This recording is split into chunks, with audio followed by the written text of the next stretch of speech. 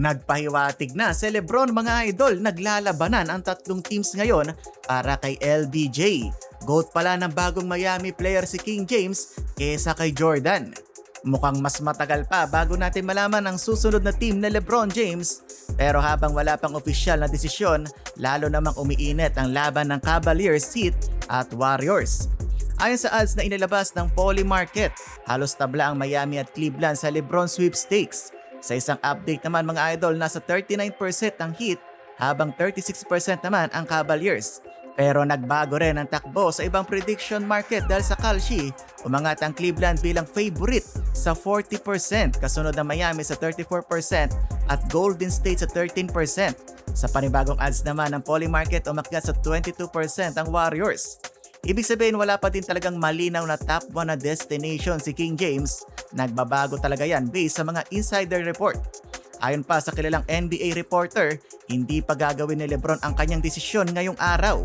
Brian, I've been told from a source, quote, nothing happening today. Sinabi naman ni Rich Paul na hindi nila hahayaang madaliin ang proseso dahil hindi lang naman basketball decision ang pinag-uusapan dito, business decision din ito. At para kay King James, family aspect naman ang mahalaga. Hindi rin niya masabi kung kailan eksakto magde-decide si LBJ, pwedeng biglaan pero pwede ring tumagal pa. May graph pa nga mga idol na pinapakita na eto na talaga ang pinakamatagal na desisyon ni Lebron sa kanyang karir. Umabot na sa 468 hours na wala pa din announcement.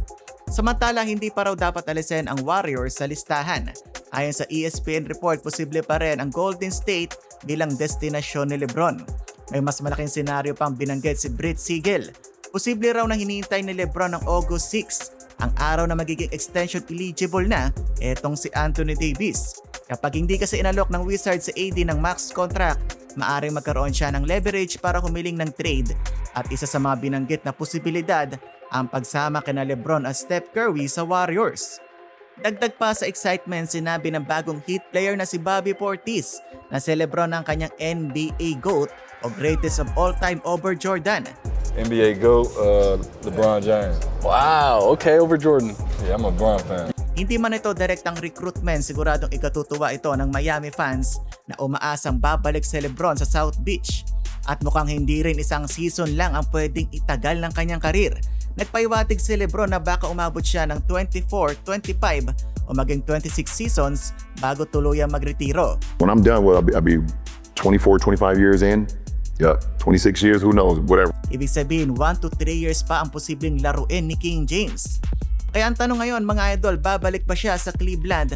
Magkakaroon ba ng Miami reunion?